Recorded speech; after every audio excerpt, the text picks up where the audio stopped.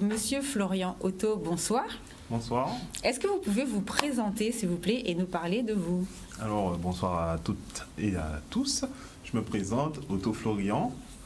J'ai 22 ans et je suis actuellement j'ai déjà créé une entreprise conçue pour le digital en Guadeloupe. C'est génial. En plus, 22 ans, vous avez vu, donc nos jeunes peuvent vraiment faire des choses super. Alors, allez-y, expliquez-nous votre parcours et expliquez-nous qu'est-ce que c'est comme application. Alors, mon parcours depuis le bac?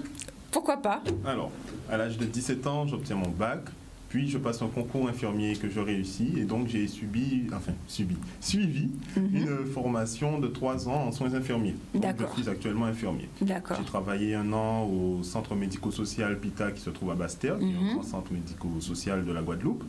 Puis par la suite, je me suis inscrit en première année de médecine pour suivre la première année et passer le concours en fin d'année. Et vous êtes inscrit ici en Guadeloupe? Ici en Guadeloupe, important à de le l'UAG Fouilleul.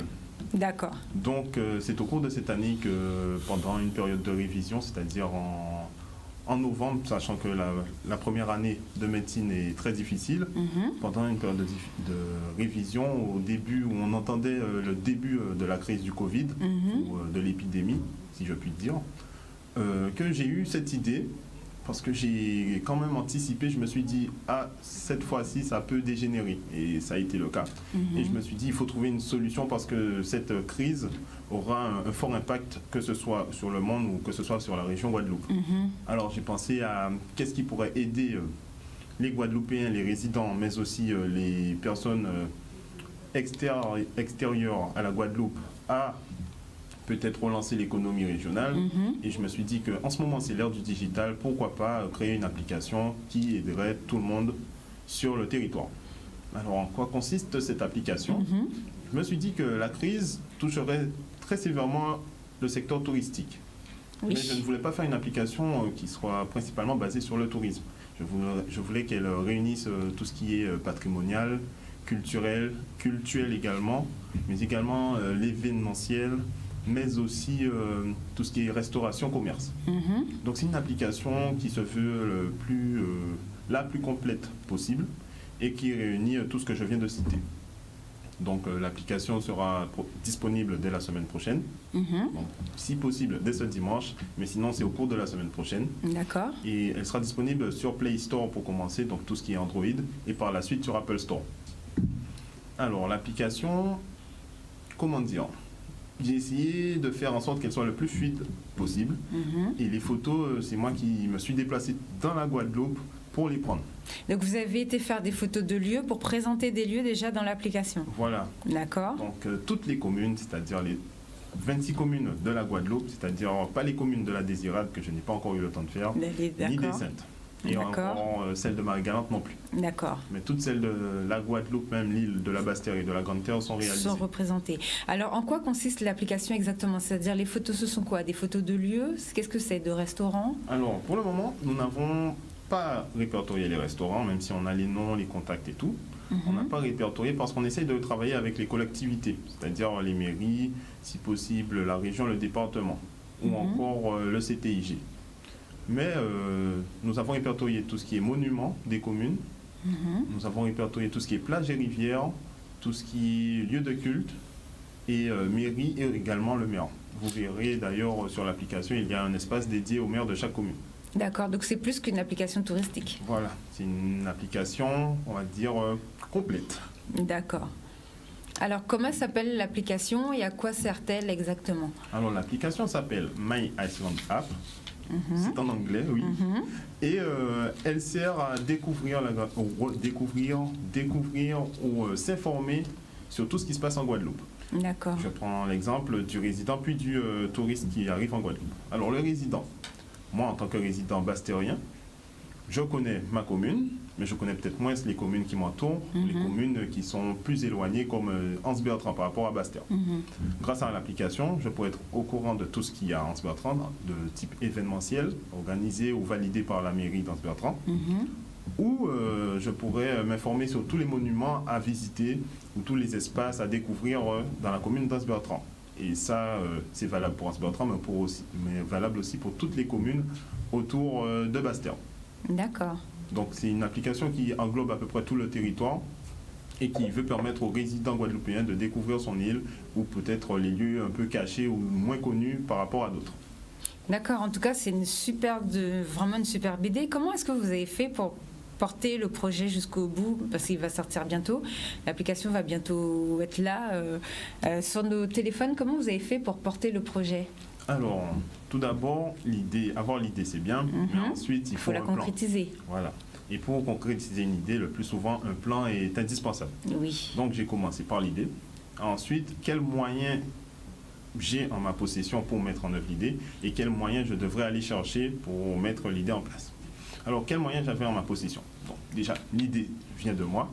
Qu'est-ce que je peux faire? Je peux me déplacer pour prendre les photos. Tout ce que je veux avoir sur l'application que je peux faire, je l'ai fait moi-même. J'avais peut-être un peu moins de connaissances en digital, même si je suis très porté réseaux sociaux et autres. J'ai une petite équipe que vous avez reçue dernièrement sur Canal 10, une équipe d'humoristes sur Instagram, avec le Mamad Show, Monsieur Lenoir, Théo Nutella, Appelle-moi H. Enfin, ce sont des personnes assez connues en Guadeloupe et qui ont une fanbase assez élevée. Donc j'ai posé des questions et fait des sondages. Exactement la même chose avec une page qui culmine à 102 000 abonnés sur Instagram qui s'appelle Parole en Général. Nous avons effectué des sondages pour savoir qu'est-ce qui manque. Ayant une tranche d'âge de, on va dire, de 15 à 30 ans sur cette page, on pouvait englober entre une moyenne, enfin, des personnes de 15 ans d'écart. Et du coup, on a eu des retours comme quoi il manquait, vu la crise du Covid et les déplacements qui sont de plus en plus limités, quelque chose qui nous permette de découvrir tout ce qui nous entoure. Et c'est là qu'on a tablé avec eux et moi-même sur une application qui permettrait de donner une réponse à ce besoin.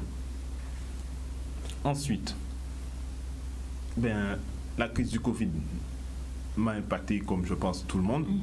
Donc ça a ralenti le développement de l'application. Le développement de l'application, mais également mes études. Oui. Et comme les deux demandent beaucoup de temps, j'ai dû faire un choix. Donc j'ai privilégié, du fait de ma jeunesse, l'application. J'aurai peut-être pas le temps de faire l'application plus tard, mais les études, si je m'y mets sérieusement, j'aurai le temps plus tard de les faire, sachant que j'ai déjà une base au moins en étant infirmier. Donc, la crise du Covid m'a impacté puisque je travaille également avec un jeune de 22 ans qui se trouve à Ajaccio et qui est développeur d'applications mobiles. Donc il est en co-développement avec moi. On a eu des difficultés à se joindre, donc c'était par mail, mais c'est toujours mieux d'avoir un visuel. Il travaillait un peu à l'aveugle et moi j'avais pas de vision dessus, donc c'était un peu, on va dire, un peu chaud. Mais quand on a eu le déconfinement, on a pu revenir et là il fallait carburer. Et c'est pourquoi l'application que je voulais sortir pour le début des grandes vacances sort malheureusement à la fin des grandes vacances, si je puis dire. Heureusement, parce que c'est déjà bien d'avoir mené le projet déjà. Voilà. C'est pas évident. Très dur. C'est très difficile. Après, dans tout projet, il faut du soutien, que ce soit mental. Donc, je tiens à remercier ma famille, mes amis, ma compagne également, qui m'ont accompagné tout au long du projet et qui, sans eux, maintenant, je le pense, n'auraient pas abouti. Donc, je tiens à les remercier et je pense que c'est une application dont on avait besoin en Guadeloupe. Mais pas que, je pense qu'on a besoin d'une application comme celle-ci en Martinique, en Guyane ou en Réunion. Et c'est ce que je tenterai de faire par la suite, au fil des années, de toucher un peu tout ce qui est drôme au niveau de l'espace caribéen. Très intéressant, parce que j'allais poser la question justement de savoir si ça s'arrête à la Guadeloupe ou si plus tard ce sera développé. Donc c'est vrai que ça peut être une très bonne idée. Est-ce que vous avez rencontré des difficultés, par exemple pour le financement? Est-ce que vous auriez besoin d'aide de la région? Je sais que vous travaillez avec eux d'après ce que vous nous avez dit. Quelles sont les difficultés que vous avez rencontrées? Alors, au niveau du financement, sachant que c'était la crise du Covid-19 et je sais que tout le monde est impacté, comme je le disais auparavant, j'ai dû financer moi-même le développement de l'application. Ça m'a coûté, on va dire relativement cher. Oui. Mais si on veut qu'un projet se réalise, il faut avoir un fonds de départ. Oui, ça c'est vrai. Donc j'ai pu avoir la chance de profiter des fonds du fait de mon métier d'infirmier. Donc ça m'a permis de créer l'application, mais je suppose que pour les jeunes d'ici qui n'ont peut-être pas forcément les mêmes fonds de départ, c'est plus difficile. Et donc, j'espère vraiment qu'au cours des années, on aura des dispositifs mis à notre disposition, du coup, pour au moins avoir l'information de oui, ça existe, ça peut vous aider, telle et telle chose, même des prospectus, parce qu'on a un manque d'informations à ce niveau-là. Oui, effectivement. D'accord. Bon, en tout cas, super idée et super projet. Donc, on va en reparler encore un petit peu tout à l'heure. Pour l'instant, on va aller rejoindre notre deuxième intervenant. Bonsoir. De l'autre côté, on va ouvrir la ligne. Donc, si vous voulez appeler pour avoir des renseignements, n'hésitez pas à appeler. Vous connaissez le numéro 05 90 96 10 10.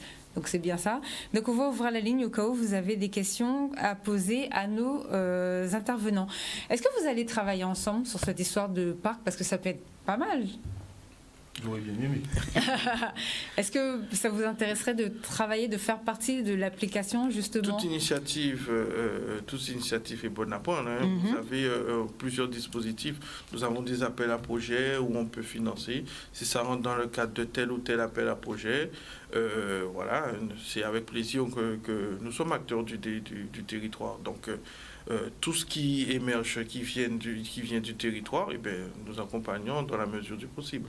Ça peut être l'occasion de travailler sur la digitalisation des infos. De vos événements, pourquoi pas. Nous avons une petite application, nous avons une application de Guadeloupe qui fonctionne très bien, mais dans le cadre de la démarche de M. Otto, eh bien, c'est avec plaisir que, dans la mesure du possible, on va l'accompagner. Un appel. Excusez-moi. Bonjour. Bonjour. Alors, bonjour, merci d'avoir appelé. Posez votre question. Alors, je voulais M. Otto sur son application. Oui. Alors, je voulais savoir, je vais poser plusieurs questions et après je vais raccrocher pour écouter. Alors, la première question, c'est de savoir, est-ce que son application a vocation à être commerciale? J'ai pas bien entendu. Est-ce que vous pouvez... Il y a des financements publics qui peuvent peut-être tarder et le fait qu'il y a la crise avec le coronavirus, est-ce qu'il pourrait peut-être mettre des acteurs locaux, par exemple par commune, pour pouvoir faire une publicité sur, par exemple, le fait sur Basse-Terre, un restaurant sur ça qui pourrait faire un petit banc sur son application. Il y aurait peut-être une promotion pour les abonnés de son application et permettre à ce que ça puisse générer des finances pour qu'ils puissent s'autofinancer. Ensuite, la deuxième question pour me pose, c'est de savoir, comme c'est une application qui sert à être pour les qui se passe, est-ce que ça va répertorier entre spectacles, des associations culturelles dans chaque commune? Pas perdu, parce que parfois dans le journal ou dans les télé ou les radios, on n'a jamais le temps de répertorier et en fait le bouche à oreille ça fonctionne mieux, mais en fait pour des gens comme nous peut-être qui n'avons pas forcément le temps, est-ce que c'est un projet où c'est déjà fait, parce que j'ai pas dû entendre peut-être au début de l'émission. Et ma troisième question, c'est pour le monsieur, j'oublie son nom, celui du parc de Guadeloupe. Est-ce qu'il existe des zones protégées qui sont détenues par votre organisation en Grande Terre et aussi sur Marie-Galante, enfin les îles du Sud? Voilà, c'est ma question. Merci. Merci de votre appel. Alors, est-ce que vous pouvez répondre, s'il vous plaît, aux deux questions? J'ai bien compris, c'était une question par rapport aux artisans qui sont touchés par le Covid et qui souhaiteraient une promotion sur l'application. Alors, comme je le disais, l'entreprise My Iceland et l'application My Iceland Entreprise souhaitent collaborer avec les collectivités et les mairies. Une fois que nous sommes en collaboration avec une mairie, disons celle de Basse-Terre, dont le maire est André Atala, les artisans n'auront qu'à se présenter à la mairie et demander à être répertoriés pour être sur l'application dans la catégorie production locale de Bastia. D'accord. Donc ils auront déjà une première promotion. Il faut qu'ils passent par la mairie. Voilà. Ensuite, pour tout ce qui est au niveau des publicités, ce sera possible à partir de l'année 2021 où chaque jour, à l'ouverture de l'application, on aura une publicité. Qui va s'afficher. Voilà, le temps que l'application, le développement soit bien mis en place et que tout soit effectif. Donc, à partir de là, on aura les artisans en pub à l'ouverture de l'application, soit un artisan qu'on souhaite promouvoir au niveau régional, soit un commerçant, soit un restaurant, soit un monument que une commune souhaite mettre en valeur à une date précise. Donc c'est comme ça que se passera les promotions. D'accord. Merci de votre réponse. Vous avez... Allez-y. Je comptais répondre à la deuxième question. Allez-y, répondez alors. Et aussi parler des déchets actuellement. Donc par rapport à la question qui m'a été posée tout à l'heure sur les événements qui ont peut-être moins de possibilités au niveau de la communication ou de leur communication, il faut savoir que nous, on aura avec les mairies qui collaboreront ou les organismes qui collaboreront avec nous, une liste des événements à semaine -1. C'est-à-dire que tous les événements de cette semaine seront disponibles, mais nous auront été communiqués à la semaine en avance, ce qui permettra à tout le monde d'être informé en même temps. D'accord. Ensuite, toujours au niveau des événements, si par exemple un événement est plus important que d'autres, il est possible qu'on reçoive au cours de la journée une notification de la part de l'application pour dire attention ou petite alerte, cet événement est disponible telle date, ne le ratez surtout pas. Et ça pourrait être enregistré dans le calendrier. Maintenant, je vois qu'il y a pas mal d'applications qui font ça. Il suffira d'appuyer sur enregistrer et ce sera directement mis dans votre agenda sur votre téléphone.